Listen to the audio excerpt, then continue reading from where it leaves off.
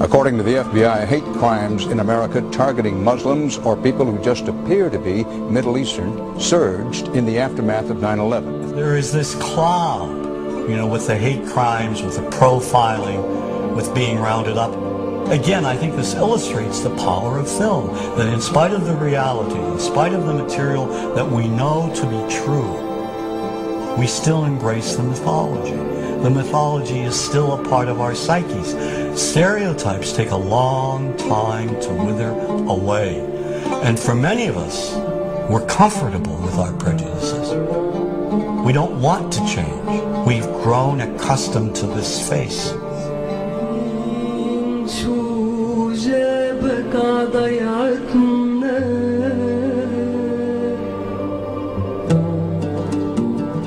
When we think of Arabs, what do we see? What images come to mind? Do we see actual people? People who, despite real cultural or geographical differences, do pretty much the same things that we do. When we think of Arab women, what images come to mind? Do we see women who laugh and play and who adore their children? Women who work in the home as well as outside? Would it come as a surprise to know that in many Arab countries, a majority of college students are actually women? What's our immediate image of Arab men? Do we see loving fathers? Men who want to provide for their families? What about Arab teenagers? Do we see them the way you would think about teenagers in other parts of the world? Then there's religion in the Arab world. Do we see it as all-encompassing, dominating everything else? Do we know that even though faith plays a huge role in the Arab world, just as it does here in the United States, that it's also true that much of the Arab world is quite secular? When we think of Arabs and religion, does Christianity come to mind? Do we remember that there are over 20 million Christians in the region who have lived side by side in harmony with Muslims for centuries? To their credit, some filmmakers have shown Arabs and American Arabs in all their complexities. An excellent way to shatter a stereotype is through laughter, through comedy.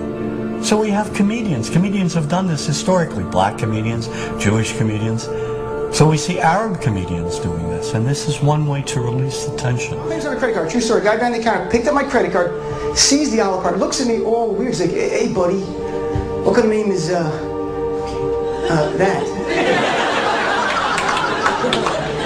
I'm like, well sir, it's an Arabic name. He goes, what does this mean? So I'm like, well translate it to English. It means peaceful, friendly Arab. But he's not happy because, what Arab country is your family from? So I tried the most peaceful, proper one that he would like. So I'm like, we're from the same Arab country that Aladdin is from. To his credit, Michael Moore in Fahrenheit 9/11 in the DVD includes a scene with this comedy coming out. My name really is Ahmed, and I can't fly anywhere. All you white people have it easy. You guys get to the airport like an hour, 2 hours before your flight. It takes me a month and a half.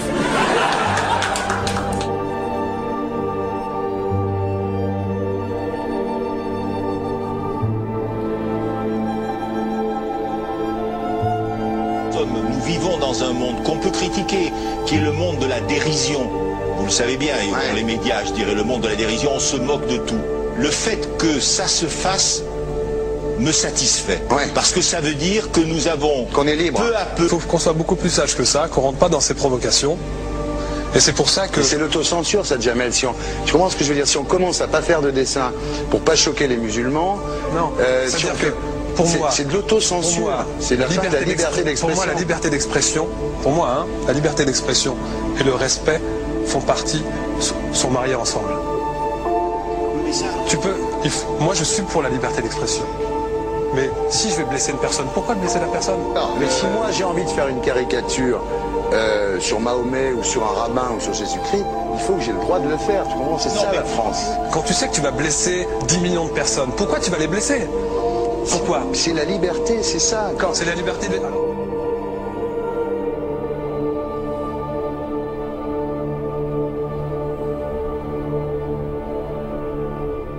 tout seul. Vous pensez pas que c'était à vous de vous excuser, non? En disant le sketch n'était pas très drôle, je suis désolé si j'ai blessé des gens, voilà, excusez-moi, voilà, c'est une connerie, c'est mon travail.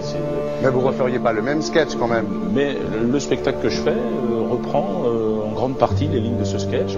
Mais il y a un truc que je comprends pas sur cette affaire, c'est qu'à aucun moment vous avez senti le besoin de vous excuser et que vous en avez rajouté. C'est tellement surprenant, c'est tellement inadmissible que j'en suis choqué. Voilà. Dans un pays où on peut parler, on peut s'exprimer. Et là, pourquoi tout d'un coup, sur un sujet, on ne pourrait pas s'exprimer? Vous savez bien pourquoi on ne peut pas s'exprimer. Pourquoi? Parce que dans ce pays, on a envoyé pendant la guerre des juifs dans des chambres à gaz et que ça crée un petit problème quand même. Vous voyez ce que je veux dire? Dans ce pays, on a envoyé pendant 400 ans des centaines de millions de Noirs. Il y a eu 400 ans d'esclavage. Et pourtant, ça n'a pas empêché Michel Leb de faire un sketch qui m'a fait marrer. Où il faisait un noir, et à la fin, il faisait un singe. Et en parlant des narines, en parlant des lunettes. En tout cas, lui, il n'a pas été interdit d'exercer son travail. Il a même eu la Légion d'honneur. Quelqu'un qui a toute sa famille qui a été exterminée dans un camp de concentration et qui voit quelqu'un à la télé qui dit Israël. Vous vous rendez compte? Je sais pas. Mais on peut pas. Il y a des moments où même si on connaît les gens, même si on les a invités, on leur... Et c'est pour ça que... C'est l'autocensure, ça, Jamel. Tu comprends ce que je veux dire? Si on commence à pas faire de dessin pour pas choquer les musulmans... Non, c'est-à-dire que pour moi... C'est de l'autocensure. C'est la liberté d'expression. Pour moi, la liberté... Et là, pourquoi tout d'un coup, sur un sujet, on ne pourrait pas s'exprimer? Vous savez bien pourquoi on ne peut pas s'exprimer. Pourquoi? Parce que dans ce pays, on a envoyé pendant la guerre des juifs dans des chambres à gaz et que... Deux poids, deux mesures. La liberté pour tout le monde. C'est-à-dire? La liberté pour tout le monde. Il y a une personne comme Dieudonné qui a fait un rabbin, enfin qui a fait un colon juif, etc. Tous ces DVD ne sont plus dans les pactes. On l'empêche médiatiquement, on ne le voit plus. Alors que lui, c'est un comique. Plusieurs lois qui ont été faites contre l'antisémitisme. Et moi, je fais un appel aujourd'hui de faire une loi contre l'islamophobie.